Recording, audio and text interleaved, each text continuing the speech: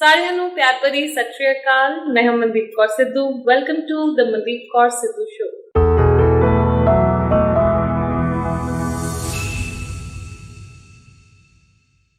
ਅੱਜ ਸਾਡੇ ਨਾਲ ਮੌਜੂਦ ਨੇ ਭਾਰਤੀ ਸ਼ਰਮਾ ਜੋ ਕਿ ਕੈਰੀਅਰ ਕਾਉਂਸਲਰ ਨੇ। Currently she is working at district bureau of employment and enterprises Amritsar, government of Punjab. So she is MA in psychology. So ਬਹੁਤ ਹੀ ਐਕਸਪਰਟ ਨੂੰ ਅਸੀਂ ਆਪਣੇ ਸ਼ੋਅ ਤੇ ਅੱਜ ਲੈ ਕੇ ਆਏ ਹਾਂ ਤਾਂ ਕਿ ਸਾਡਾ ਪੰਜਾਬ ਦਾ ਯੂਥ, ਸਾਡੇ ਪੰਜਾਬ ਦੇ ਬੱਚੇ, ਸਾਡੇ ਪੇਰੈਂਟਸ ਅਵੇਅਰ ਹੋਣ ਕਿ ਕੈਰੀਅਰ ਕਾਉਂਸਲਿੰਗ ਦੀ ਕਿੰਨੀ ਜ਼ਿਆਦਾ ਇੰਪੋਰਟੈਂਸ ਹੈ ਸਾਡੀ ਲਾਈਫ ਦੇ ਵਿੱਚ ਤੇ ਕਿੱਦਾਂ ਅਸੀਂ ਇਹਦੇ ਤੋਂ ਬੈਨੀਫਿਟ ਲੈਣਾ। So Bharti Sharma ji, welcome to the show. Thank you, Mandeep ji. So tell us something about yourself, a little bit about your background or your education. My name is Bharti Sharma and I am career counselor with District Bureau of Employment, Generation and Enterprises Amritsar.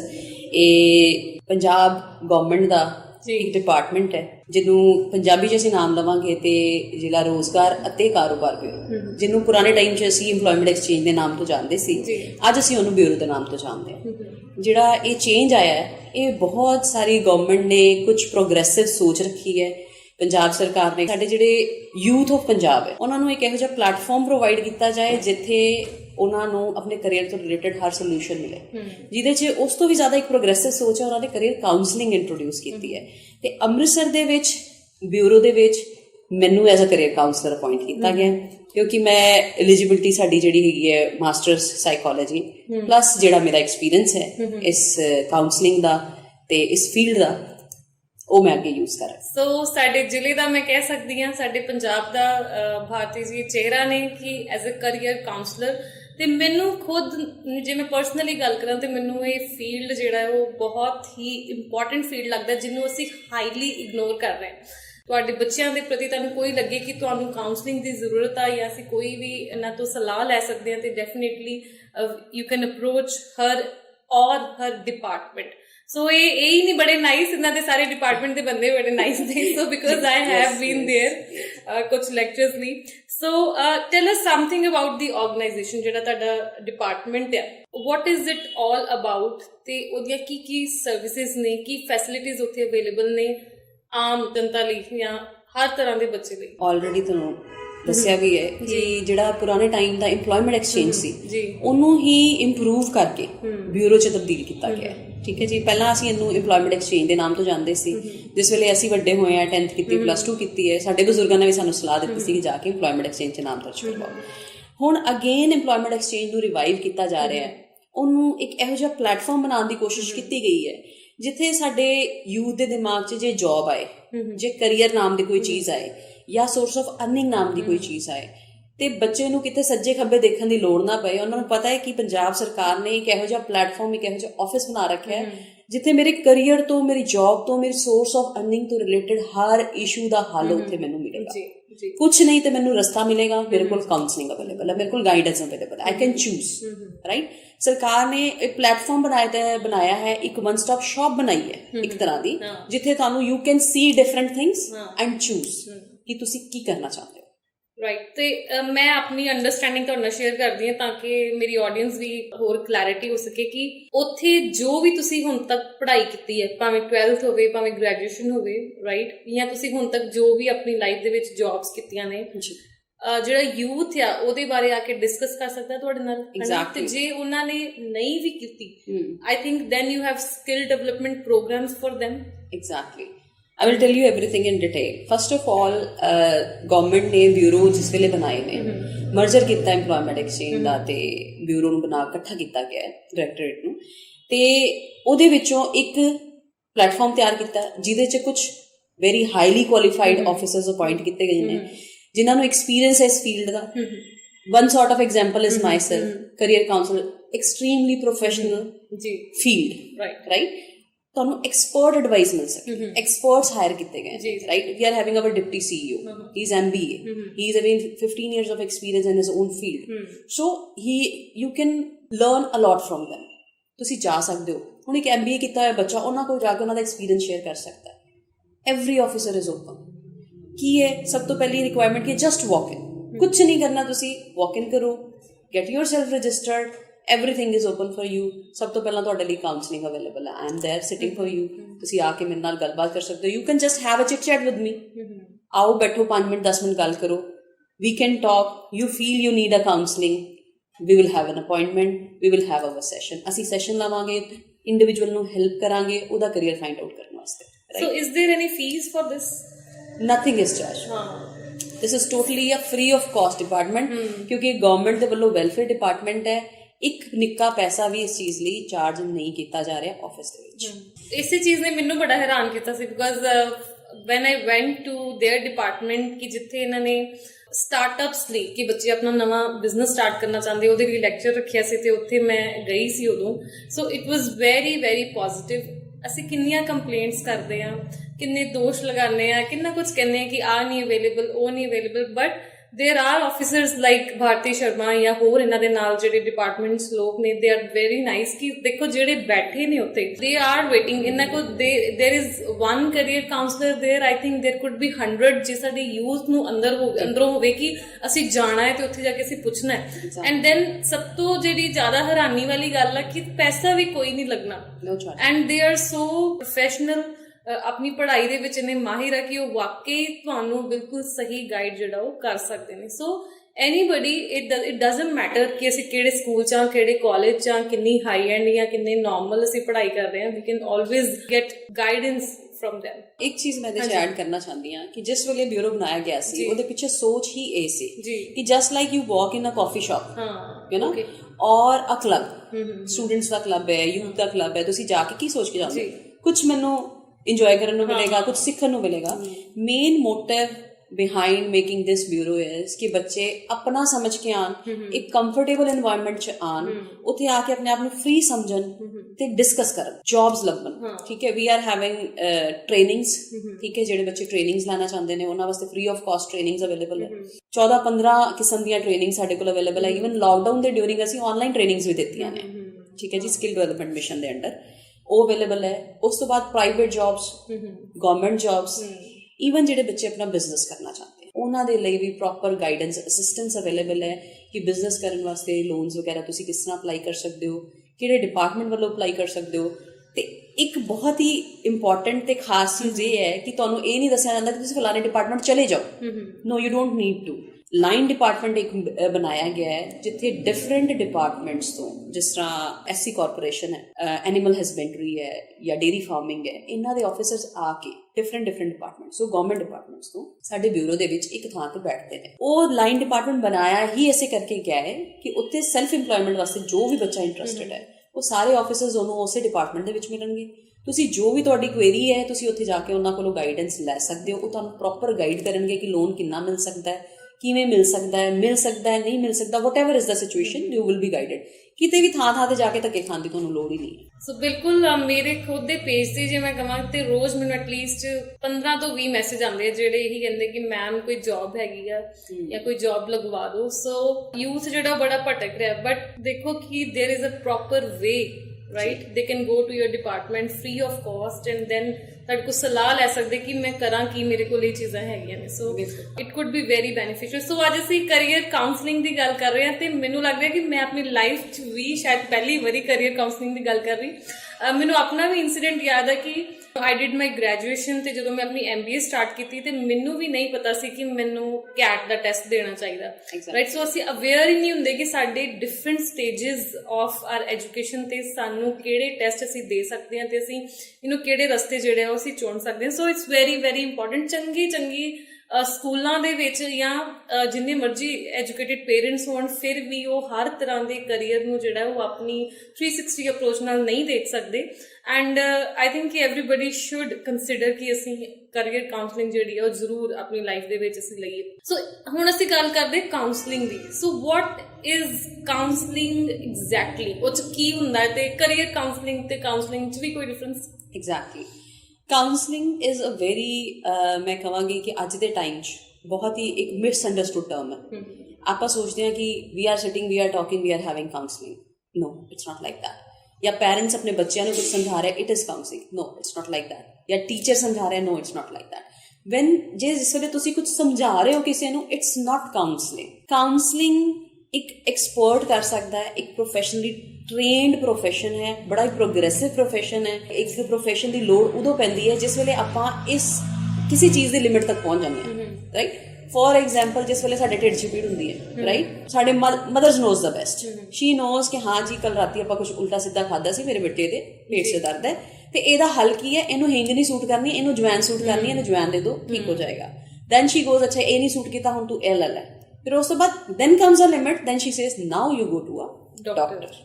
Then she knows ਕਿ ਹੁਣ ਇਹ ਖਤਮ ਹੈ, ਇਸ ਤੋਂ ਬਾਅਦ ਤੁਹਾਨੂੰ ਇੱਕ ਐਕਸਪਰਟ ਦੀ ਲੋੜ ਹੈ। So what a counsellor do, there is no comparison between what a mother is treating and what a doctor is treating. She knows the best for her child, right? और जो डॉक्टर है वो he knows the best for his patient. ठीक है जी? So both knows the best. What a counselor is doing the same thing with your thoughts. ਤੁਸੀਂ ਜੋ ਕੀ ਸੋਚ ਰਹੇ ਹੋ, ਠੀਕ ਹੈ? ਐਕਚੁਅਲੀ ਦੇ ਵਿੱਚ ਕੀ ਹੈ, ਇਨ ਸਾਈਕੋਲੋਜੀਕਲ ਵਰਡ ਜੇ ਆਪਾਂ ਗੱਲ ਕਰਾਂਗੇ, ਇੱਕ ਇਨਸਾਨ ਆਪਣੇ ਆਪ ਨੂੰ ਵੀ ਚੰਗੀ ਤਰ੍ਹਾਂ ਨਹੀਂ ਪਛਾਣਦਾ। ਇੱਕ ਕਾਉਂਸਲਰ ਕੀ ਕਰਦਾ ਹੈ? ਕਾਉਂਸਲਰ ਤੁਹਾਨੂੰ ਹੈਲਪ ਕਰਦਾ ਹੈ ਆਪਣੇ ਉਹ ਹਿਡਨ ਟ੍ਰੇਡਸ ਨੂੰ ਐਕਸਪਲੋਰ ਕਰਨ ਦੀ, ਜਿਨ੍ਹਾਂ ਦੇ ਨਾਲ ਤੁਸੀਂ ਖੁਦ ਅਵੇਅਰ ਨਹੀਂ, ਰਾਈਟ। ਅਸੀਂ ਬੀਇੰਗ ਇੰਡੀਵਿਜੂਅਲਸ ਵੀ ਨੋ ਵੈਰੀ ਵੈਲ ਕਿ ਸਾਨੂੰ ਪਤਾ ਵੀ ਹੁੰਦਾ ਹੋਏ ਅਸੀਂ ਇਗਨੋਰ ਕਰ ਜਾਂਦੇ, ਨਹੀਂ ਨਹੀਂ ਇਹ ਮੇਰੀ ਕਮੀ ਨਹੀਂ, ਨਹੀਂ ਨਹੀਂ ਇਹ ਮੇਰੀ ਸਟਰੈਂਥ ਨਹੀਂ। A counsellor helps you to stay there, ਕਿ ਆਪਣੀ ਖਾਸੀਅਤ, ਆਪਣੀ ਕਮੀਆਂ ਦੇ ਨਾਲ ਖਲੋਵੋ, ਉਹਨਾਂ ਨੂੰ ਦੇਖੋ, ਉਹਨਾਂ ਨੂੰ ਓਬਜ਼ਰਵ ਕਰੋ ਤੇ ਉਹਨਾਂ ਨੂੰ ਅੰਡਰਸਟੈਂਡ ਕਰੋ ਤੇ ਅਸੈਪਟ ਕਰੋ। until unless ਤੁਸੀਂ ਇਹ ਨਹੀਂ ਅਸੈਪਟ ਕਰੋਗੇ ਕਿ ਅੱਜ ਮੈਨੂੰ ਬੁਖਾਰ ਹੈ, ਠੀਕ ਹੈ ਜੀ, ਨਾ ਤਾਂ ਤੁਸੀਂ ਰੈਸਟ ਕਰੋਗੇ, ਨਾ ਤੁਸੀਂ ਮੈਡੀਸਨ ਲਓਗੇ, ਤੇ ਨਾ ਹੀ ਤੁਸੀਂ ਠੀਕ ਹੋਗੇ, ਡੈਫੀਨੇਟਲੀ ਉਹ ਬੁਖਾਰ ਤੁਹਾਡਾ ਟਾਈਫਾਇਡ 'ਚ ਤਬਦੀਲ ਹੋਏਗਾ। So on the psychological terms when you are going to a counsellor, first of all is you have to be very honest. ਉਹ ਓਨੈਸਟੀ ਤੁਹਾਡੀ ਕਾਉਂਸਲਰ ਨਾਲ ਨਹੀਂ ਹੈ, ਉਹ ਤੁਹਾਡੀ ਖੁਦ ਦੇ ਨਾਲ, ਉਹੀ ਨਾ ਡਾਕਟਰ ਵਾਲਾ ਹਿਸਾਬ ਹੋ ਗਿਆ। Exactly. So what a counsellor is doing, helping you to explore yourself. ਜਦ ਤੱਕ ਤੁਸੀਂ ਆਪਣੇ ਆਪ ਨੂੰ ਐਕਸਪਲੋਰ ਨਹੀਂ ਕਰਦੇ, ਉਦੋਂ ਤੱਕ ਤੁਸੀਂ ਆਪਣੀ ਲਾਈਫ 'ਚ ਉਹ ਬੈਲੈਂਸ ਨਹੀਂ ਲਿਆ ਸਕਦੇ ਜਿਸ ਦੀ ਤੁਹਾਨੂੰ ਇਸ ਵੇਲੇ ਲੋੜ ਹੈ, right. So it now coming to career counselling, either it is career counselling, it is an expertise field, again sub branches. ਫਿਰ ਉਹਦੇ ਵਿੱਚ ਆਪਾਂ ਸਿਰਫ ਕਰੀਅਰ ਦੀ ਗੱਲ ਕਰਾਂਗੇ। Then if we are talking about relationship counselling, then ਅਸੀਂ ਆਪਣੇ ਇਮੋਸ਼ਨਲ ਕੋਟੈਂਟ, ਆਪਣੇ ਸੋਸ਼ਲ ਬਿਹੇਵੀਅਰ, ਆਪਣੇ ਰਿਲੇਸ਼ਨਸ਼ਿਪ ਦੀ ਗੱਲ ਕਰਾਂਗੇ। Then again for the different reasons. So counselling is the base, right. So it is very important. So ਕਦੀ ਵੀ ਇਸ ਚੀਜ਼ ਨੂੰ ਨਹੀਂ ਲੈ ਕੇ ਚੱਲਣਾ ਚਾਹੀਦਾ ਕਿ ਨਹੀਂ ਜੀ ਟੀਚਰਸ ਨੋਜ਼ ਦ ਬੈਸਟ, ਜੇ ਕਰੀਅਰ ਦੀ ਗੱਲ ਹੈ ਜਾਂ ਇਮੋਸ਼ਨ ਦੀ ਗੱਲ ਹੈ ਤੇ parents knows the best. Expert is expert. You have to understand and you have to surrender. And we need it. ਇੱਥੇ ਮੈਂ ਜਿਹੜਾ ਇੱਕ ਚੀਜ਼ ਮੈਂਸ਼ਨ ਕਰਨਾ ਚਾਹਨੀ ਕਿ ਸਾਡੇ ਪੰਜਾਬ 'ਚ ਜਾਂ ਨਾਰਮਲੀ ਵੀ ਸਟੂਡੈਂਟਸ 'ਚ ਖਾਸ ਕਰਕੇ ਭੇਡ ਚਾਲ ਬਹੁਤ ਜ਼ਿਆਦਾ ਕਾਮਨ ਹੈਗੀ ਆ, ਜਿਹਨੂੰ ਆਪਾਂ ਪੂਰਾ ਪੰਜਾਬੀ 'ਚ ਕਹਿ ਦਿੰਦੇ ਹਾਂ ਕਿ ਭੇਡ ਚਾਲ, ਰਾਈਟ। ਜੇ ਮੇਰੇ ਕਲਾਸਮੇਟ ਕੈਨੇਡਾ ਗਏ ਆ ਤੇ ਮੈਂ ਵੀ ਕੈਨੇਡਾ ਜਾਵਾਂਗਾ, ਜੇ ਕਲਾਸਮੇਟ ਅਮਰੀਕਾ ਗਏ ਤੇ ਉੱਥੇ ਜਾਵਾਂਗਾ, ਅੱਗੋਂ ਜੇ ਉਹ ਕੈਨੇਡਾ 'ਚ ਟੋਰਾਂਟੋ ਗਏ ਆ ਫਿਰ ਮੈਂ ਟੋਰਾਂਟੋ ਜਾਵਾਂਗਾ, ਅੱਛਾ ਉਹਨੇ ਕੰਪਿਊਟਰ ਫੀਲਡ ਰੱਖ ਲਈ ਫਿਰ ਮੈਂ ਵੀ ਉਹੀ ਰੱਖਾਂਗਾ। ਬਹੁਤ ਸਾਰੇ ਬੱਚੇ ਜਿਹੜੇ ਆ ਲਾਈਫ ਥੋੜੀ ਡਿਸਟਰਬ ਹੋ ਜਾਂਦੀ ਬਿਕੋਜ਼ ਉਹ ਰਾਈਟਲੀ ਚੂਜ਼ ਨਹੀਂ ਕਰ ਪਾਉਂਦੇ। ਖੁਦ ਦੀ ਮੈਂ ਐਗਜ਼ਾਮਪਲ ਦੇਵਾਂ, ਮੈਂ 12th ਨਾਨ ਮੈਡੀਕਲ ਕੀਤਾ ਹੈ, ਬਟ ਮੈਂ ਫਿਰ BBA MBA ਜਦੋਂ ਮੈਂ ਕੀਤੀ, ਸੋ 12th ਤੱਕ I was normal, but BBA MBA ਦੇ ਵਿੱਚ I was at par, right? I was the topper of my university. ਉਹ ਮੈਂ ਤਾਂ ਹੀ ਬਣ ਪਈ ਜੇ ਮੈਂ ਰਾਈਟ ਕਰੀਅਰ ਚੂਜ਼ ਕਰਾਂਗੀ, ਜੇ ਮੈਨੂੰ ਆਪਣੀ ਸਟਰੈਂਥਸ ਪਤਾ ਹੋਣਗੀਆਂ। ਸੋ ਸਾਨੂੰ ਜੇ ਕੋਈ ਹੈਲਪ ਕਰਦੇ ਕਿ ਜੋ ਸਾਡੇ ਸਟਰੈਂਥਸ ਨੂੰ ਆਈਡੈਂਟੀਫਾਈ ਅਸੀਂ ਕਰ ਸਕੀਏ ਤੇ ਆਈ ਥਿੰਕ ਅਸੀਂ ਉਸ ਫੀਲਡ 'ਚ ਬਹੁਤ ਜ਼ਿਆਦਾ ਐਕਸੈਲ ਅਸੀਂ ਕਰ ਸਕਦੇ ਹਾਂ। ਸੋ ਜਿਹੜਾ ਪੰਜਾਬ ਦੇ ਵਿੱਚ ਇਹ ਭੇਡ ਚਾਲ ਵਾਲਾ ਤਰੀਕਾ ਚੱਲ ਰਿਹਾ ਹੈ, ਉਹਨੂੰ ਬ੍ਰੇਕ ਕਰਨ ਲਈ ਮੈਨੂੰ ਲੱਗਦਾ ਕਰੀਅਰ ਕਾਉਂਸਲਰਸ ਨੂੰ ਹੋਰ ਅੱਗੇ ਆਉਣਾ ਚਾਹੀਦਾ ਹੈ। ਸੋ ਫਿਰ ਮੈਂ ਆਪਣੀ ਆਡੀਅנס ਦੱਸਣਾ ਚਾਹੁੰਦੀ ਕਿ it's a very important field and important thing to consider for the life of the student ਕਿ ਆਪਣੇ ਬੱਚਿਆਂ ਨੂੰ ਰਾਈਟ ਗਾਈਡ ਕਰਨ ਲਈ ਜ਼ਰੂਰੀ ਨਹੀਂ ਕਿ ਭਾਰਤੀ ਸ਼ਰਮਾ ਹੀ, ਬਹੁਤ ਸਾਰੇ ਹੋਰ ਕਈ ਕਰੀਅਰ ਕਾਉਂਸਲਰਸ ਹੋਣਗੇ। ਡੈਫੀਨੇਟਲੀ ਤੁਸੀਂ ਐਟਲੀਸਟ ਕਿਹੜੀ ਸਟੇਜ ਤੋਂ ਤੁਹਾਨੂੰ ਲੱਗਦਾ ਕਿ ਪੇਰੈਂਟਸ ਕੈਨ ਥਿੰਕ ਕਿ ਅਸੀਂ ਕਰੀਅਰ ਕਾਉਂਸਲਿੰਗ ਲਈ ਜਾਈਏ, ਕਿ ਸਾਡੇ ਬੱਚੇ ਦਾ ਇੰਟਰਸਟ ਕੀ ਬਣ ਰਿਹਾ? ਵੈਰੀ ਓਨੈਸਟਲੀ ਜਿੰਨੇ ਵੀ ਪੇਰੈਂਟਸ ਅਵੇਅਰ ਪੇਰੈਂਟਸ ਨੇ, ਆਈ ਵਿਲ ਸੇ ਅਵੇਅਰ ਨੇ, ਪ੍ਰੋਗਰੈਸਿਵ ਨੇ, ਦੇ ਅੰਡਰਸਟੈਂਡ ਦਾ ਇੰਪੋਰਟੈਂਸ, ਉਹ ਬਹੁਤ ਹੀ basic 6th 7th 8th class ਦੇ ਵਿੱਚ ਹੀ ਆਪਣੇ ਬੱਚੇ ਦੀ ਕਰੀਅਰ ਕਾਉਂਸਲਿੰਗ ਕਰਵਾ ਲੈਂਦੇ ਹਨ। Okay, why it is required? For example, coming from top to the bottom, ਜੇ ਕਿਸੇ ਬੱਚੇ ਨੇ ਇੰਜੀਨੀਅਰ ਬਣਨਾ ਹੈ, ਰਾਈਟ, ਦੇ ਨੋਜ਼ ਕਿ ਮੈਨੂੰ ਬੀਟੈਕ ਕਰਨੀ ਹੈ, right, now they have to choose. Parents ਦੇ ਕੋਲ ਆਈਡੀਅਲਿਜ਼ਮ ਬਹੁਤ ਹੈ, ਜੇ ਮੇਰੇ ਬੱਚੇ ਨੇ ਇੰਜੀਨੀਅਰਿੰਗ ਕਰਨੀ ਹੈ ਤੇ IIT ਤੋਂ ਕਰੇ, ਰਾਈਟ, ਦੈਨ ਦੇ ਵਾਂਟ ਕਿ ਬੈਸਟ ਤੋਂ ਬੈਸਟ ਚੀਜ਼ ਹੋਣੀ ਚਾਹੀਦੀ ਹੈ, ਰਾਈਟ, ਉਸ ਸੀਟ ਵੀ ਸਕੋਰ ਕਰੇ, ਫੀਸ ਵੀ ਨਾਰਮਲ ਲੱਗੇ, ਸਭ ਕੁਝ ਹੋਏ। ਬਟ ਉਸ ਚੀਜ਼ ਦੀ ਤਿਆਰੀ ਕਿੱਥੋਂ ਸ਼ੁਰੂ ਹੋ ਰਹੀ ਹੈ, ਅਸੀਂ ਉਹ ਚੀਜ਼ ਭੁੱਲ ਜਾਂਦੇ ਹਾਂ। ਰਾਈਟ, ਜੇ ਬੀਟੈਕ ਕਰਨੀ ਹੈ, ਇੰਜੀਨੀਅਰਿੰਗ ਕਰਨੀ ਹੈ, ਤੇ ਉਹਦੇ ਕੰਪੀਟੀਟਿਵ ਐਗਜ਼ਾਮਸ ਦੇ ਵਿੱਚ ਜਿਹੜੇ ਨੇ ਉਹ ਸੀਟ ਨਿਕਲਣੀ ਚਾਹੀਦੀ ਹੈ। ਫਿਰ ਉਹ ਕੀ ਕਰਦੇ, ਸਿੱਧਾ ਪ੍ਰਾਈਵੇਟ ਯੂਨੀਵਰਸਿਟੀਜ਼ ਪੈਸੇ ਦੇ ਕੇ ਐਡਮਿਸ਼ਨ ਲੈ ਲੈਂਦੇ, ਰਾਈਟ ਪ੍ਰੋਸੈਸ ਅਪਣਾਉਂਦੇ ਨਹੀਂ। ਐਗਜ਼ੈਕਟਲੀ। ਸੋ ਕੰਪੀਟੀਟਿਵ ਐਗਜ਼ਾਮ ਕਲੀਅਰ ਕਰਨ ਵਾਸਤੇ ਕੀ ਚਾਹੀਦਾ ਹੈ, +2 ਦਾ ਬੇਸ ਹੋਣਾ ਚਾਹੀਦਾ ਹੈ, ਉਹਦੇ 'ਚ ਪਰਸੈਂਟੇਜ ਹੋਣੀ ਚਾਹੀਦੀ ਹੈ।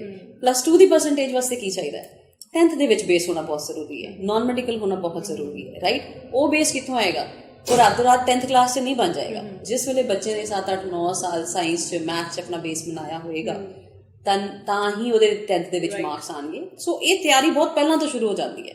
ਇਸੇ ਕਰਕੇ ਮੈਂ ਕਿਹਾ ਕਿ ਜਿਹੜੇ ਅਵੇਅਰ ਪੈਰੈਂਟਸ ਨੇ, ਜਿਹੜੇ ਅਵੇਅਰ ਇੰਡੀਵਿਜੂਅਲਸ ਨੇ, ਉਹ ਆਪਣੇ ਬੱਚਿਆਂ ਦੀ ਕਾਉਂਸਲਿੰਗ ਬਹੁਤ ਹੀ ਬੇਸਿਕ ਕਲਾਸਿਸ 6, 7, 8 ਤੋਂ ਹੀ ਸ਼ੁਰੂ ਕਰਵਾ ਦਿੰਦੇ, so that it should be a comfortable journey for their child. ਕੋਈ ਪੈਰੈਂਟਸ ਨਹੀਂ ਚਾਹੁੰਦਾ ਹੈ ਕਿ ਮੇਰਾ ਬੱਚਾ ਜਿਹੜਾ ਹੈ ਬੇਆਰਾਮ ਹੋਏ, ਕੋਈ ਇਹੋ ਜਿਹਾ ਕੰਮ ਕਰੇ ਬਈ ਜਿਹਦੇ 'ਚ ਉਹਨੂੰ ਤਕਲੀਫ ਹੋਏ। ਸੋ ਜਿਹੜੇ ਵਾਕਈ ਅਵੇਅਰ ਨੇ ਉਹ ਬਹੁਤ ਜਲਦੀ ਪ੍ਰੀਕਾਸ਼ਨਸ ਲੈਣੀਆਂ ਸ਼ੁਰੂ ਕਰ ਦਿੰਦੇ, ਇੱਕ ਰਾਈਟ ਪਾਥ ਤੇ ਬੱਚੇ ਨੂੰ ਪਾ ਦਿੰਦੇ। ਸੋ ਆਪਾਂ ਕਹਿ ਸਕਦੇ ਕਿ ਐਜ਼ अर्ਲੀ ਐਜ਼ ਪੋਸੀਬਲ, ਜਿੰਨੀ ਜਲਦੀ ਐਜ਼ ਪੋਸੀਬਲ, ਬਟ ਹਾਂ 6, 7, 8 is the right stage, because ਉਸ ਤੋਂ ਪਹਿਲਾਂ ਬੱਚਾ ਆਪ ਹੀ ਕਨਫਿਊਜ਼ ਹੁੰਦਾ ਹੈ, ਜਿਹੜੀ ਮੂਵੀ ਦੇਖ ਕੇ ਆ ਜਾਏ ਉਹਨੂੰ ਉਹੀ ਬਣਨਾ।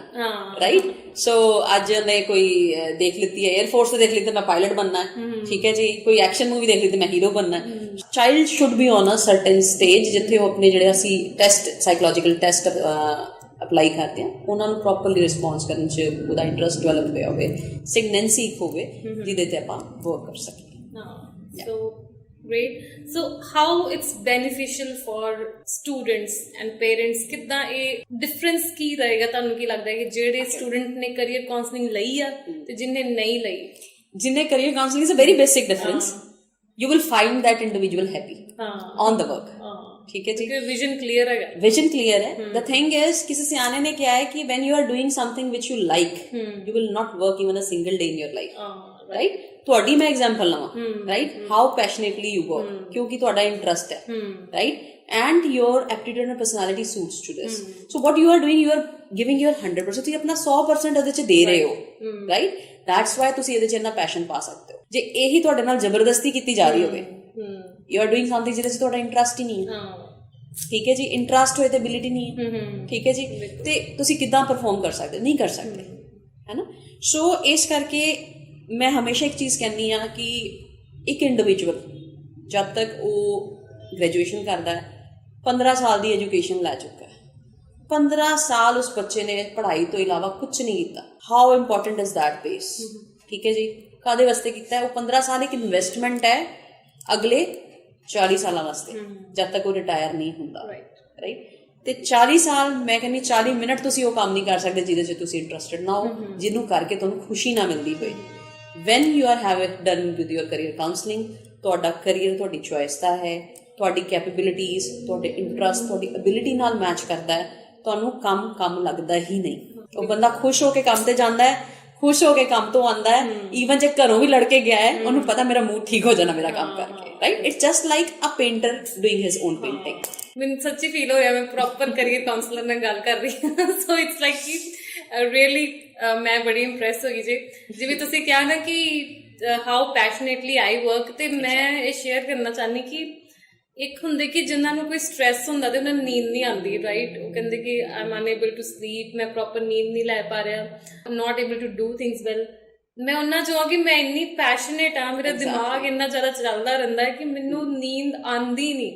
It's like very tough to sleep, it's always working. ਤੇ ਮੈਂ ਇੰਨੀ ਪੈਸ਼ਨੇਟ ਹੁੰਦੀ ਹਾਂ ਕਿ ਅੱਜ ਦੀ ਜੇ ਮੈਂ ਗੱਲ ਕਰਾਂ ਤੇ ਮੇਰਾ ਜੀ ਕਰ ਰਿਹਾ ਮੈਂ ਸਵੇਰੇ 4 ਵਜੇ ਉੱਠ ਕੇ ਆ ਜਾ ਆਫਿਸ, ਤੇ ਫਿਰ ਮੈਂ 2-3 ਘੰਟੇ ਕੰਮ ਕਰਕੇ ਵਾਪਸ ਚਲ ਜਾਵਾਂਗੀ। ਸੋ ਕਿ ਵਾਕਈ ਜੇ ਤੁਹਾਨੂੰ ਤੁਹਾਡੇ ਇੰਟਰਸਟ ਵਾਲਾ ਕੰਮ ਮਿਲ ਜੇ, ਕਿ ਜਿਹਦੇ ਵਿੱਚ ਤੁਸੀਂ ਤੁਹਾਡਾ ਇੰਟਰਸਟ ਜਿਹੜਾ ਤੁਹਾਡੇ ਵਰਕ ਨਾਲ ਮੈਚ ਕਰ ਜੇ, ਕਿ ਜਿੱਥੋਂ ਤੁਸੀਂ ਅਰਨ ਵੀ ਕਰ ਰਹੇ ਹੋ ਤੇ ਉਹ ਤੁਹਾਡਾ ਸ਼ੌਂਕ ਵੀ ਆ, ਤੇ ਦੈਨ ਉਹਦੇ ਨਾਲ ਦੀ ਤੇ ਕੋਈ ਚੀਜ਼ ਹੈ ਹੀ ਨਹੀਂ ਆ। So that is very very good something. ਤੁਹਾਡੇ ਕੋਲ ਕਰੀਅਰ ਕਾਉਂਸਲਿੰਗ ਲਈ ਖਾਸ ਕਰਕੇ ਜਿਹੜਾ ਤੁਹਾਡਾ ਡਿਪਾਰਟਮੈਂਟ ਆ, ਉਹਦੇ ਵਿੱਚ ਕੌਣ ਆ ਸਕਦਾ ਹੈ?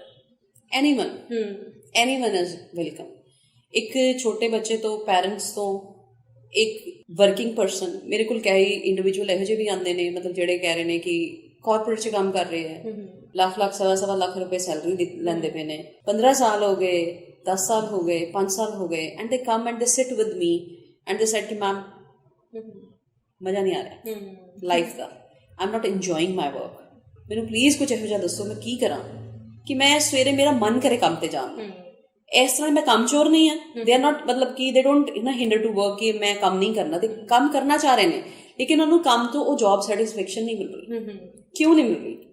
ਕਿਉਂਕਿ ਜਿਸ ਵੇਲੇ ਉਹਨਾਂ ਨੇ ਆਪਣਾ ਕਰੀਅਰ ਚੂਜ਼ ਕੀਤਾ, ਮੈਕਸਿਮਮ ਰੀਜ਼ਨਸ ਜਿਹੜੇ ਨਿਕਲ ਕੇ ਆਉਂਦੇ ਨੇ ਉਹ ਹੁੰਦੇ ਨੇ ਫਾਈਨੈਂਸਿਸ, ਪੈਸਾ ਮਿਲ ਰਿਹਾ ਹੈ, ਮੇਰੀ ਪੈਸੇ ਦੀ ਜ਼ਰੂਰਤ ਪੂਰੀ ਹੋ ਰਹੀ ਹੈ, ਤੇ ਜਿਹੜਾ ਪੈਸੇ ਦੀ ਸੈਟਿਸਫੈਕਸ਼ਨ ਉਹ ਇੱਕ ਟਾਈਮ ਤੋਂ ਬਾਅਦ ਖਤਮ ਹੋ ਜਾਂਦੀ ਹੈ, ਰਾਈਟ। ਇੱਕ ਬੱਚਾ 12ਵੀਂ ਕਰਕੇ ਉਹਨੇ ਕਾਲ ਸੈਂਟਰ ਜੁਆਇਨ ਕਰ ਲਿਆ, ਠੀਕ ਹੈ ਜੀ, ਕਾਲ ਸੈਂਟਰ ਉਹਨੇ 10-15 ਹਜ਼ਾਰ 'ਚ ਜੁਆਇਨ ਕਰ ਲਿਆ, ਜਿਹਨੂੰ 2000 ਦੀ ਪਾਕਟ ਮਨੀ ਮਿਲਦੀ ਹੋਏ ਜਾਂ 500 ਰੁਪਏ ਦੀ ਪਾਕਟ ਮਨੀ ਮਿਲਦੀ ਹੋਏ, ਉਹਦੇ ਲਈ 15,000 ਰੁਪਏ ਬਹੁਤ ਹੁੰਦਾ ਹੈ, ਰਾਈਟ। ਐਂਡ ਕਿਉਂਕਿ ਉਹ ਹਾਰਡ ਵਰਕਿੰਗ ਹੈ, ਉਹਦੇ ਕੋਲ ਅੱਛਾ ਐਟੀਟਿਊਡ ਹੈ, ਕੌਨਫੀਡੈਂਸ ਹੈ, ਸਭ ਕੁਝ ਹੈ, ਉਹਨੂੰ ਪ੍ਰੋਮੋਸ਼ਨਸ ਮਿਲਦੀਆਂ ਗਈਆਂ, ਅੱਜ 5-6-7 ਸਾਲ ਦੇ ਵਿੱਚ ਉਹ ਲੱਖ-ਸਵਾ ਲੱਖ ਤੇ ਪਹੁੰਚ ਚੁੱਕਾ ਹੈ। ਲੇਕਿਨ ਉਹਨੂੰ ਇਹ ਪਤਾ ਹੈ ਕਿ ਹੁਣ ਮੈਨੂੰ ਦਫ਼ਤਰ ਜਾਣ ਦਾ ਮੇਰਾ ਮਨ ਨਹੀਂ ਹੈ। ਕਿਉਂਕਿ ਉਹਦੀ ਜਿਹੜੀ ਮੋਟੀਵੇਸ਼ਨ ਸੀ ਉਹ ਮਨੀ ਦੀ, ਉਹ ਸਟੈਗਨੈਂਸੀ ਤੱਕ ਪਹੁੰਚ ਚੁੱਕੀ ਹੈ। ਬੜੀ ਕਾਮਨ ਪ੍ਰੋਬਲਮ ਹੈ, ਐਗਜ਼ੈਕਟਲੀ, ਬੜੀ common problem. Then these candidates come to me ਕਿ ਮੈਮ ਹੁਣ ਕੁਝ ਇਹੋ ਜਿਹਾ ਦੱਸੋ ਕਿ ਜਿਹਨੂੰ ਕਰਕੇ ਸਾਨੂੰ ਖੁਸ਼ੀ ਮਿਲੇ, ਕੰਮ ਕਰਕੇ ਖੁਸ਼ੀ ਮਿਲੇ। ਪੈਸਾ ਬਹੁਤ ਕਮਾ ਲਿਆ, ਹੁਣ ਪੈਸੇ ਤੋਂ ਖੁਸ਼ੀ ਨਹੀਂ ਮਿਲਦੀ। ਦੈਨ ਅਗੇਨ ਸੇਮ ਉਹੀ ਜੋ ਇੱਕ 6ਵੀਂ 7ਵੀਂ 8ਵੀਂ ਦੇ ਬੱਚੇ ਨਾਲ ਕੀਤਾ ਜਾਂਦਾ ਹੈ, ਉਹੀ ਪ੍ਰੋਸੈਸ ਉਹਨਾਂ ਤੇ ਅਪਲਾਈ ਹੁੰਦਾ ਹੈ। ਕਿਹੜੀ ਉਹਨਾਂ ਦੀਆਂ ਉਹ ਖੂਬੀਆਂ ਨੇ, ਕਿਹੜੇ ਉਹਨਾਂ ਦੇ ਸਟਰੈਂਥਸ ਨੇ, ਕਿਹੜੇ ਉਹਨਾਂ ਦੇ ਟੈਲੈਂਟ ਨੇ ਜਿਹੜੇ ਉਹਨਾਂ ਨੂੰ ਖੁਸ਼ੀ ਪ੍ਰੋਵਾਈਡ ਕਰਦੇ ਨੇ, ਠੀਕ ਹੈ ਜੀ, ਕਿਹੜੀਆਂ ਉਹਨਾਂ ਦੀ ਵੀਕਨੈਸ ਨੇ ਜਿਨ੍ਹਾਂ ਦੇ ਨਾਲ ਉਹਨਾਂ ਨੂੰ ਸਟਰਗਲ ਨਾ ਕਰਨੀ ਪਵੇ ਰੂਟੀਨ ਦੇ ਵਿੱਚ, ਜਿਨ੍ਹਾਂ ਨੂੰ ਆਸਾਨੀ ਨਾਲ ਉਹ ਫੇਸ ਕਰ ਸਕਣ, ਹੈਂਡਲ ਕਰ ਸਕਣ ਜਾਂ ਅਵੋਇਡ ਕਰ ਸਕਣ, ਕ੍ਰੀਏਟਿਵ ਹੋ ਸਕਣ ਜਿਹਦੇ ਵਿੱਚ। ਐਗਜ਼ੈਕਟਲੀ, ਇਟ ਡਿਪੈਂਡਸ, ਠੀਕ ਹੈ ਜੀ, ਇੰਡੀਵਿਜੂਅਲ ਟੂ ਇੰਡੀਵਿਜੂਅਲ। ਇਹ ਸਾਰੀਆਂ ਜਿੰਨੀਆਂ ਆਪਾਂ ਹੁਣ ਕੁਐਸਚਨਸ ਲਏ ਨੇ ਜਾਂ ਗੱਲ ਕੀਤੀ ਸਾਰੀ, ਉਹਦੇ ਤੋਂ ਮੇਰੇ ਕੋਲ ਇੱਕ ਨਿਊ ਥਾਟਸ ਮੇਰੇ ਮਾਈਂਡ 'ਚ ਆ ਰਹੇ ਸੀ ਕਿ ਮੈਨੂੰ ਲੱਗਦਾ ਕਿ ਜੇ ਵਾਕਈ ਰਾਈਟ ਕਰੀਅਰ ਕਾਉਂਸਲਿੰਗ ਹੋਵੇ, ਇਹਦੇ ਨਾਲ ਫਿਰ ਬੈਟਰ ਡਿਸਟ੍ਰੀਬਿਊਸ਼ਨ ਹੋ ਸਕਦੀ ਆ ਅਲੱਗ-ਅਲੱਗ ਫੀਲਡਸ 'ਚ। ਲੋਕੀ ਜਿਹੜਾ ਮੈਡੀਕਲ 'ਚ ਜਾਣਾ ਚਾਹੁੰਦਾ ਉਹ ਮੈਡੀਕਲ 'ਚ ਜਾਏਗਾ, ਜੌਬਸ ਵੀ ਲੱਗਦਾ ਬੈਟਰ ਹੋਣਗੀਆਂ ਇਹਦੇ ਨਾਲ। ਨਹੀਂ ਤੇ ਸਾਰੀ ਦੁਨੀਆ ਇੰਜੀਨੀਅਰਿੰਗ ਵਾਲੀ ਚੱਲ ਜਾਂਦੀ ਕਿ ਅਸੀਂ ਸਾਰੇ ਇੰਜੀਨੀਅਰ ਹੀ ਬਣ ਜਾਂਦੇ, ਤੇ ਦੂਸਰੀ ਸਾਈਡ ਤੇ ਕਿੰਨੇ ਪ੍ਰੋਫੈਸ਼ਨ ਖਾਲੀ ਰਹਿ ਜਾਂਦੇ। Actually career counselling is choosing a right person for a right job, ਸਹੀ ਕੰਮ ਲਈ ਸਹੀ ਬੰਦਾ, ਠੀਕ ਹੈ ਜੀ। ਦੂਸਰੀ ਐਗਜ਼ਾਮਪਲ ਤੁਹਾਨੂੰ ਮੈਂ ਦਿੰਦੀ ਹਾਂ, 10th ਤੋਂ ਬਾਅਦ ਸਾਨੂੰ ਚੋਇਸ ਆਫ ਸਬਜੈਕਟ ਮਿਲ ਜਾਂਦਾ, ਰਾਈਟ। 10 ਸਾਲ ਅਸੀਂ ਸਾਰੇ ਜਾਣੇ, ਮੈਂ ਆਪਣੀ ਖੁਦ ਦੀ ਗੱਲ ਕਰਦੀ ਹਾਂ, ਸ਼ੁਰੂ ਤੋਂ ਲੈ ਕੇ ਆਈ ਹੇਟਡ ਮੈਥਸ, 10ਵੀਂ ਤੱਕ ਇਸੇ ਕਰਕੇ ਜਾਣਾ ਸੀ ਕਿ ਮੈਥਸ ਤੋਂ ਪਿੱਛਾ ਛੁੱਟ ਜਾਏ, ਠੀਕ ਹੈ ਜੀ। 10th ਤੋਂ ਬਾਅਦ ਆਈ ਵਾਸ ਗਿਵਨ ਅ ਚੋਇਸ ਕਿ ਹੁਣ ਤੁਸੀਂ ਚੂਜ਼ ਕਰੋ ਤੁਸੀਂ ਸਬਜੈਕਟ ਕੀ ਲੈਣਾ ਹੈ। ਹੁਣ ਨੋਰਮਲੀ ਆਪਣੀ ਐਗਜ਼ਾਮਪਲ ਨਾਲ ਗੱਲ ਕਰ ਰਹੀ ਹਾਂ, ਕਿਸੇ ਦੇ ਪੁਆਇੰਟ ਆਊਟ ਨਹੀਂ ਕਰ ਰਹੀ। ਨੋਰਮਲੀ ਕੀ ਹੁੰਦਾ ਹੈ, ਪੀਅਰ ਪ੍ਰੈਸ਼ਰ, ਫੈਮਿਲੀ ਪ੍ਰੈਸ਼ਰ, ਆਪਣੀ ਕੀ ਆਪਣੀ ਈਗੋ ਆਉਂਦੀ ਹੈ ਸਾਹਮਣੇ। ਸਿਸਟਰ ਨੇ ਕਾਮਰਸ ਕੀਤੀ, ਵੱਡੀ ਨੇ, ਹੁਣ ਜੇ ਮੈਂ ਕਾਮਰਸ ਤੋਂ ਥੱਲੇ ਜਾਵਾਂ ਤੇ ਮੇਰੀ ਇਨਸਲਟ ਹੈ, ਉੱਪਰ ਜਾਣ ਦੀ ਹਿੰਮਤ ਨਹੀਂ, ਤਾਂ ਘੱਟੋ ਘੱਟ ਕਾਮਰਸ ਹੀ ਲੈ ਲਓ, right. I ignored my abilities, right. I did commerce. ਹੁਣ ਜਿਸ ਵੇਲੇ ਬੈਲੈਂਸ ਸ਼ੀਟ ਮੈਚ ਕਰਨੀ ਪੈਂਦੀ ਹੈ ਅਕਾਊਂਟੈਂਸੀ ਦੀ, ਫਿਰ ਪਤਾ ਲੱਗਦਾ ਵੀ ਇਹ ਤੇ ਕੰਮ ਹੀ ਆਪਣੇ ਵੱਸ ਦਾ ਨਹੀਂ ਹੈ, right. So this is how we are choosing our subject. But the thing is when you are given a choice comes with the responsibility, right? Now you are responsible for your decision. 10ਵੀਂ ਤੋਂ ਬਾਅਦ ਤੁਸੀਂ 11ਵੀਂ ਦੇ ਵਿੱਚ ਆਪਣੀ ਮਰਜ਼ੀ ਦੇ subject ਲਿੱਤੇ ਹੈ, ਜੇ ਮਰਜ਼ੀ ਦਾ ਕੰਮ ਕੀਤਾ ਫਿਰ ਉਹਦਾ ਰਿਜ਼ਲਟ ਵੀ ਚੰਗਾ ਆਉਣਾ ਚਾਹੀਦਾ ਹੈ। ਬਟ ਕੀ ਇਹ ਹੋ ਰਿਹਾ? ਨਹੀਂ। ਕਲਾਸ 'ਚ ਸਿਰਫ 2 ਬੱਚੇ ਨੇ ਜਿਹੜੇ ਕਿ 80-90 ਦੇ ਕੋਲ ਪਹੁੰਚ ਜਾਂਦੇ ਨੇ, ਬਾਕੀ ਸਾਰੇ ਮੇਰੇ ਵਰਗੇ ਐਵਰੇਜ ਹੀ ਰਹਿ ਜਾਂਦੇ ਆ। ਐਵਰੇਜ ਹੋਣੇ ਨਹੀਂ ਚਾਹੀਦੇ, because we are not applying the right reasons. This is why career counselling ਚਾਹੀਦੀ ਹੈ। ਥੋੜਾ ਜਿਹਾ ਪ੍ਰੈਕਟੀਕਲੀ ਮੈਨੂੰ ਲੱਗਦਾ ਕਿ ਇਹਦੇ ਨਾਲ ਆਪਾਂ ਰਿਲੇਟ ਕਰ ਸਕਦੇ ਹਾਂ ਕਿ ਦੂਸਰਾ ਕੀ ਖਾ ਰਿਹਾ ਉਹ ਨਾ ਖਾਓ, ਅੰਦਰੋਂ ਤੁਹਾਡਾ ਦਿਲੋਂ ਕੀ ਜੀ ਕਰਦਾ ਖਾਣ ਨੂੰ ਉਹ ਖਾਓ। ਹਰ ਇੰਡੀਵਿਜੂਅਲ ਦੇ ਵਿੱਚ ਇੱਕ ਕਾਬਲੀਅਤ ਹੈ, ਉਸ ਕਾਬਲੀਅਤ ਤੋਂ ਰਿਲੇਟਡ ਇੱਕ ਪ੍ਰੋਫੈਸ਼ਨ ਹੈ ਜਿਹਦੇ 'ਚ ਉਹ ਐਕਸੈਲ ਕਰ ਸਕਦਾ ਵਿਦਆਊਟ ਤੇ ਲਿਮਿਟਡ ਮਿਨੀਮਮ ਐਫਰਟਸ। ਸੋ ਹੁਣ ਮੇਰਾ ਲਾਸਟ ਕੁਐਸਚਨ ਹੈ ਤੁਹਾਨੂੰ, so have you seen life changing? ਕੋਈ ਸਟੂਡੈਂਟਸ ਨੂੰ ਤੁਸੀਂ ਕਾਉਂਸਲ ਕੀਤਾ ਹੋਵੇ ਜਾਂ ਜਦੋਂ ਕਾਉਂਸਲਿੰਗ ਹੁੰਦੀ ਆ, right, so how there life change? ਪਹਿਲਾਂ ਕਿੱਥੇ ਹੁੰਦੇ ਨੇ, ਬਾਅਦ ਚ ਤੁਸੀਂ 2-3 ਸਾਲ 5 ਸਾਲ ਬਾਅਦ ਕਿੱਥੇ ਦੇਖਦੇ ਹੋ ਉਹਨਾਂ ਨੂੰ? There comes a dramatical change. I find them more happy. ਬੱਚੇ ਖੁਸ਼ ਨੇ, they feel more relaxed. First of all, because ਨਾ ਸਾਡੀ ਇੱਕ ਇੰਡੀਅਨ ਕਲਚਰ ਹੈ ਸਾਡਾ ਕਿ ਸਾਡਾ ਫੈਮਿਲੀ ਦਾ ਪ੍ਰੈਸ਼ਰ ਬਹੁਤ ਰਹਿੰਦਾ ਹੈ, ਸਾਡੇ ਫੈਮਿਲੀ ਦੀ ਐਕਸਪੈਕਟੇਸ਼ਨਸ ਬਹੁਤ ਰਹਿੰਦੀਆਂ। ਆ ਸਾਡੇ ਤੇ ਬੋਝ ਸਭ ਤੋਂ ਜ਼ਿਆਦਾ ਐਕਸਪੈਕਟੇਸ਼ਨਸ ਦਾ ਹੀ ਹੈ, ਜਿਹਦੇ 'ਚ ਸਾਡੇ 'ਚ ਕੰਪੀਟੀਸ਼ਨ ਡਿਵੈਲਪ ਹੁੰਦਾ, ਠੀਕ ਹੈ ਜੀ। ਅਸੀਂ ਕੌਨਸਟੈਂਟ ਇੱਕ ਕੰਪੈਰੀਜ਼ਨ 'ਚ ਰਹਿੰਦੇ ਹਾਂ ਜਿਹਦੇ ਨਾਲ ਆਪਾਂ ਹਮੇਸ਼ਾ ਸਟ੍ਰੈਸ 'ਚ ਰਹਿੰਦੇ ਹਾਂ, ਠੀਕ ਹੈ ਜੀ। ਫਸਟ ਆਫ ਆਲ ਮੇਰੀ ਇਹ ਕੋਸ਼ਿਸ਼ ਹੁੰਦੀ ਹੈ ਕਿ ਬੱਚਿਆਂ ਨੂੰ ਉਸ ਮਾਈਂਡ ਸੈਟ ਤੋਂ ਕੱਢਿਆ ਜਾਏ ਤੇ ਉਹਨਾਂ ਨੂੰ ਰਿਲੈਕਸ ਕਰਕੇ ਆਪਣੇ ਆਪ ਨੂੰ ਅਸੈਪਟ ਕਰਨ ਦੀ ਇੱਕ ਓਪਰਚੁਨਿਟੀ ਦਿੱਤੀ ਜਾਏ। Look at your self and accept it.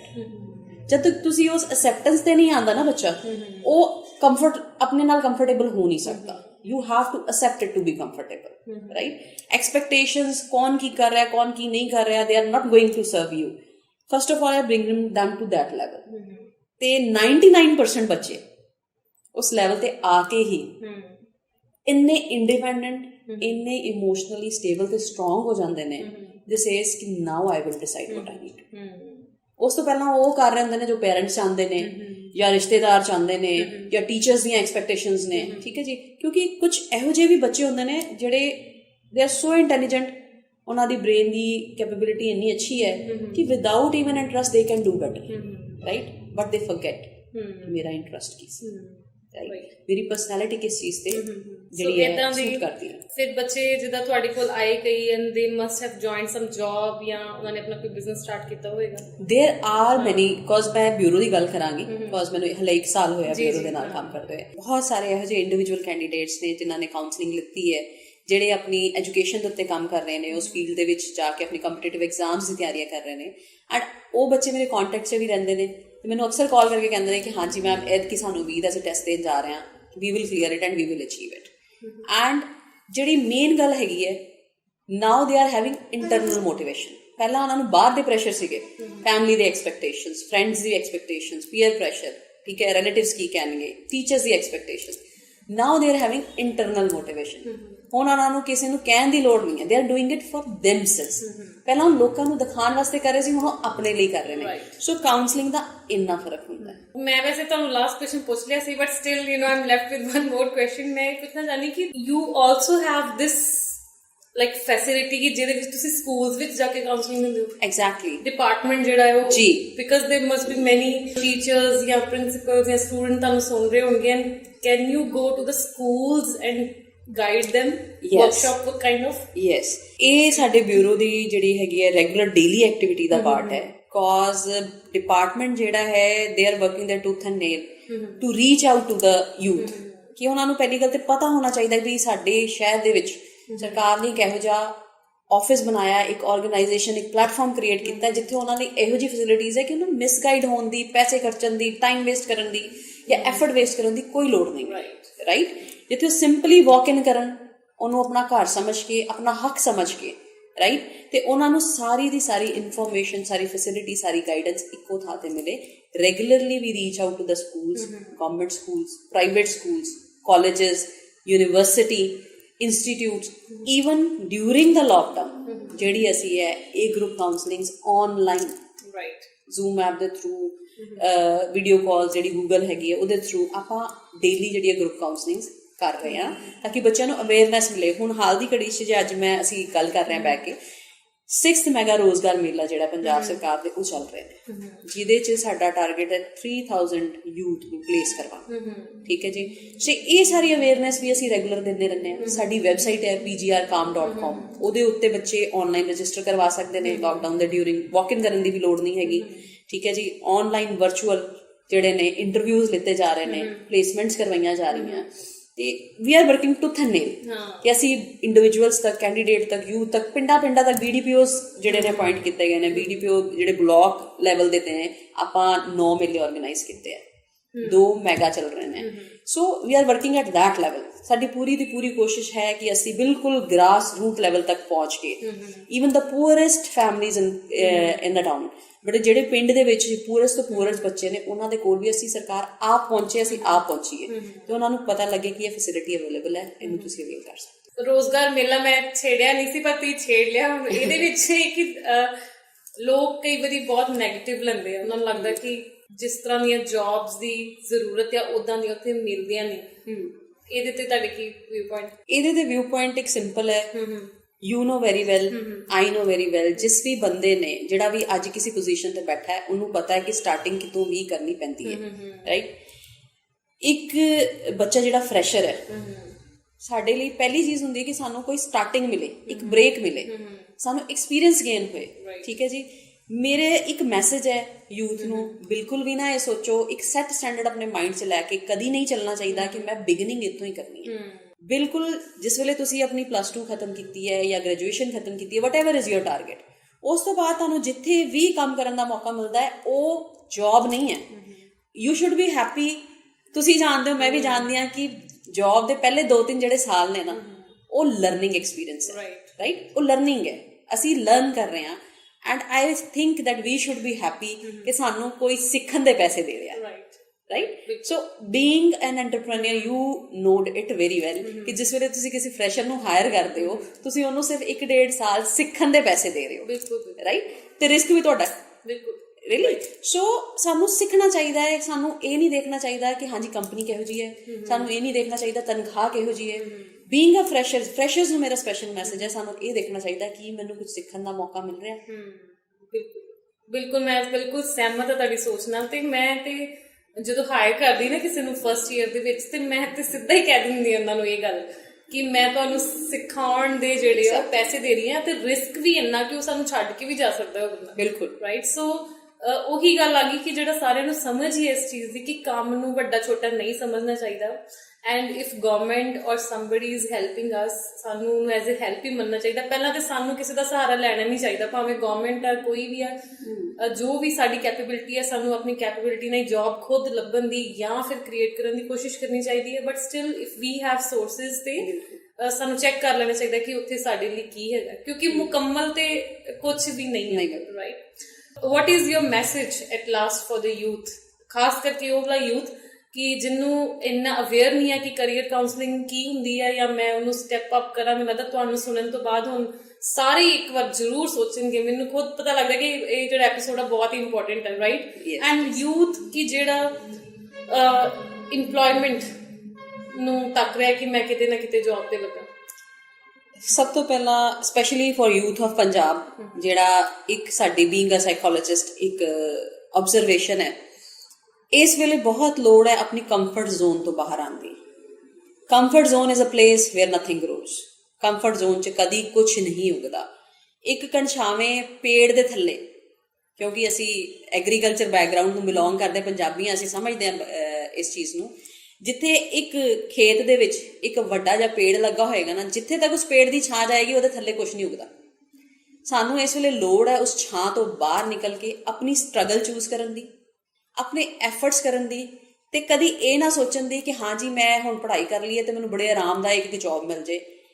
ਜ਼ਿੰਦਗੀ ਦੇ ਪਹਿਲੇ 10 ਸਾਲ ਪੜ੍ਹਾਈ ਪੂਰੀ ਕਰਨ ਤੋਂ ਬਾਅਦ ਜਿਹੜਾ ਇੰਡੀਵਿਜੂਅਲ ਆਪਣੇ ਆਪ ਨੂੰ ਇੱਕ ਲਰਨਰ ਲੈ ਕੇ ਚੱਲਦਾ ਹੈ ਕਿ ਮੈਂ ਕੁਝ ਸਿੱਖਣਾ ਹੈ, ਮੈਂ ਆਪਣੀ ਕੰਫਰਟ ਜ਼ੋਨ ਤੋਂ ਬਾਹਰ ਜਾ ਕੇ ਕੁਝ ਕਰਨਾ ਹੈ, ਉਹ ਜ਼ਿੰਦਗੀ 'ਚ ਜੋ ਉਹਨੇ ਸੋਚਿਆ ਉਸ ਤੋਂ 10 ਕਦਮ ਅੱਗੇ ਜਾ ਕੇ ਹੀ ਪਹੁੰਚੇਗਾ, ਇਹ ਗਰੰਟਿਡ ਹੈ। ਲੇਕਿਨ ਜੇ ਤੁਸੀਂ ਇਸੇ ਲੈਵਲ ਤੇ ਕੰਫਰਟ ਲੱਭਦੇ ਰਹਿ ਜਾਓਗੇ, ਇਹ ਗਰੰਟੀ ਹੈ ਕਿ ਉਹ ਕਣਛਾਵੀਂ ਛਾਂ ਦੇ ਵਿੱਚ ਕੁਝ ਉਗਣ ਵਾਲਾ ਨਹੀਂ ਹੈ। ਸਾਨੂੰ ਇਸ ਵੇਲੇ ਪੰਜਾਬ ਦੇ ਯੂਥ ਨੂੰ ਖਾਸ ਕਰਕੇ ਸਾਨੂੰ ਮੋਟੀਵੇਟ ਹੋਣ ਦੀ ਲੋੜ ਹੈ ਕਿ ਅਸੀਂ ਆਪਣੇ ਲਈ ਕੁਝ ਕਰਨਾ।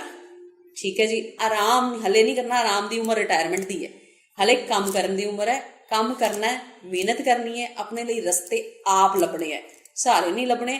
ਬਾਕੀ ਗਵਰਨਮੈਂਟ ਨੇ DBE ਵਰਗਾ ਬਿਊਰੋ ਬਣਾ ਕੇ ਤੁਹਾਨੂੰ ਹਰ ਤਰ੍ਹਾਂ ਦੀ ਫੈਸਿਲਿਟੀ ਤੇ ਇੱਕ ਪਲੇਟਫਾਰਮ ਪ੍ਰੋਵਾਈਡ ਕਰਨ ਦੀ ਪੂਰੀ ਓਪਰਚੁਨਿਟੀ ਦਿੱਤੀ ਹੈ। Thank you so much and it was wonderful. Thank you for having me today. I hope ਅੱਜ ਦਾ ਇਹ ਐਪੀਸੋਡ ਸਾਰਿਆਂ ਨੂੰ ਬਹੁਤ ਹੀ ਅੱਛਾ ਲੱਗਾ ਹੋਏਗਾ and it was really very beneficial because career counselling ਨੂੰ ਅਸੀਂ ਸੀਰੀਅਸਲੀ ਨਹੀਂ ਲੈ ਰਹੇ। ਇਸੇ ਕਰਕੇ ਸਾਡੇ ਬੱਚਿਆਂ ਨੂੰ ਨਹੀਂ ਪਤਾ ਲੱਗਦਾ ਕਿ ਮੈਂ ਲਾਈਫ ਦੇ ਵਿੱਚ ਕੀ ਕਰਾਂ ਜਾਂ ਮੈਨੂੰ ਕੀ ਕਰਨਾ ਜਿਹੜਾ ਚਾਹੀਦਾ। ਸੋ ਰਾਈਟ ਸਟੇਜ ਦੇ ਉੱਤੇ ਕਰੀਅਰ ਕਾਉਂਸਲਿੰਗ ਜਿਹੜੀ ਆ ਬਹੁਤ ਜ਼ਰੂਰੀ ਆ। ਜਿਵੇਂ ਭਾਰਤੀ ਜੀ ਨੇ ਦੱਸਿਆ ਕਿ 6, 7, 8 ਕਲਾਸ ਤੋਂ ਹੀ ਅਸੀਂ ਜਿਹੜੀ ਆ ਉਹ ਕਰੀਅਰ ਕਾਉਂਸਲਿੰਗ 'ਚ ਵੱਲ ਅਸੀਂ ਵੱਧ ਸਕਦੇ ਹਾਂ। ਅਸੀਂ ਕਿਸੇ ਨਾ ਕਿਸੇ ਦੀ ਗਾਈਡੈਂਸ ਜਿਹੜੀ ਆ ਉਹ ਜ਼ਰੂਰ ਲੈ ਸਕਦੇ ਹਾਂ। ਬਟ ਇਹਦਾ ਮਤਲਬ ਇਹ ਨਹੀਂ ਕਿ ਜੇ ਤੁਸੀਂ ਪੜ੍ਹ ਚੁੱਕੇ ਹੋ ਜਾਂ ਕਿਸੇ ਜੌਬ ਦੇ ਵਿੱਚ ਹੋ ਤੇ ਫਿਰ ਤੁਸੀਂ ਕਰੀਅਰ ਕਾਉਂਸਲਿੰਗ ਨਹੀਂ ਲੈ ਸਕਦੇ। ਫਿਰ ਵੀ ਤੁਸੀਂ ਕਰੀਅਰ ਕਾਉਂਸਲਿੰਗ ਲੈ ਸਕਦੇ ਹੋ। ਸੋ ਅਸੀਂ ਘਰ ਬੈਠ ਕੇ ਆਪਣੇ ਫੋਨ ਤੇ ਫੇਸਬੁੱਕ ਚਲਾਉਂਦੇ ਹੋਏ ਕੰਪਲੇਂਟਸ ਨਾ ਕਰੀਏ। ਸਾਡੇ ਆਪਣੇ ਜ਼ਿਲ੍ਹੇ ਦੇ ਵਿੱਚ ਹੀ ਬਹੁਤ ਅੱਛੇ ਡਿਪਾਰਟਮੈਂਟਸ ਜਿਹੜੇ ਆ ਉਹ ਸੈਟਅਪ ਹੋਏ ਨੇ, ਜਿੱਥੇ ਭਾਰਤੀ ਸ਼ਰਮਾ ਵਰਗੇ ਆਫਿਸਰਸ ਨੇ, ਹੋਰ ਵੀ ਬਹੁਤ ਸਾਰਾ ਇਹਨਾਂ ਦੇ ਨਾਲ ਇਹਨਾਂ ਦੇ ਕੋਲੀਗਸ ਹੋਣਗੇ ਜਿਹੜੇ ਡੇਲੀ ਇਹੀ ਜੌਬ ਕਰਦੇ ਆ ਕਿ ਜੇ ਕੋਈ ਉਹਨਾਂ ਦੇ ਕੋਲ ਆਉਂਦਾ ਤੇ ਉਹਨੂੰ ਰਾਈਟ ਜਿਹੜਾ ਉਹ ਗਾਈਡ ਕਰਦੇ ਨੇ। ਸੋ ਮੈਨੂੰ ਇਹ ਮਹਿਸੂਸ ਹੁੰਦਾ ਕਿ ਸਾਨੂੰ ਸਾਰਿਆਂ ਨੂੰ ਹੀ ਕਰੀਅਰ ਕਾਉਂਸਲਿੰਗ ਨੂੰ ਜਿਹੜਾ ਉਹ ਸੀਰੀਅਸਲੀ ਲੈਣਾ ਚਾਹੀਦਾ ਹੈ। ਇਹਨੂੰ ਵੀ ਇੱਕ ਇੰਪੋਰਟੈਂਟ ਹਿੱਸਾ ਆਪਣੀ ਲਾਈਫ ਦਾ ਜਿਹੜਾ ਉਹ ਮੰਨਣਾ ਚਾਹੀਦਾ। ਬਿਕੋਜ਼ ਹੋ ਸਕਦਾ ਕਿ ਸਾਡੇ ਪੇਰੈਂਟਸ ਵੀ ਸਾਨੂੰ ਸਹੀ ਤਰ੍ਹਾਂ ਗਾਈਡ ਨਾ ਕਰ ਪਾਉਣ, ਕਿਉਂਕਿ ਉਹਨਾਂ ਨੂੰ ਹਰ ਫੀਲਡ ਦਾ ਜਾਂ ਦੁਨੀਆ 'ਚ ਕੀ ਚੱਲ ਰਿਹਾ ਉਹਦਾ ਨਹੀਂ ਪਤਾ ਹੁੰਦਾ। ਸੋ ਜਿਹੜਾ ਇੱਕ ਕਾਉਂਸਲਰ ਆ ਉਹਦੀ ਤੇ ਪੱਕੀ ਜਿਹੜੀ ਉਹ ਜੌਬ ਆ, ਜਿਹੜਾ ਕਰੀਅਰ ਕਾਉਂਸਲਿੰਗ ਕਰ ਰਿਹਾ ਉਹਦਾ ਤੇ ਕੰਮ ਹੀ ਇਹ ਆ ਕਿ ਸਾਰੇ ਤਰ੍ਹਾਂ ਦੇ ਕਰੀਅਰ ਸਾਡੇ ਟੇਬਲ ਤੇ ਰੱਖਣੇ ਕਿ ਹਾਂ ਅਸੀਂ ਲਾਈਫ ਦੇ ਵਿੱਚ ਆਪਣੇ ਸਕਿੱਲਸ ਨਾਲ ਮੈਚ ਕਰਕੇ ਕੀ ਕਰ ਸਕਦੇ। ਸੋ ਡੈਫੀਨੇਟਲੀ ਜੇ ਤੁਹਾਨੂੰ So definitely one should go for career counseling, and again I'm very thankful to Bharti Sharma कि उन्होंने साडा invitation accept किया है ते बहुत ही अच्छे तरीके नाल जेड़ा सारिਆਂ ਨੂੰ समझाया। So thank you so much for watching Mandeep Kaur Sidhu Show।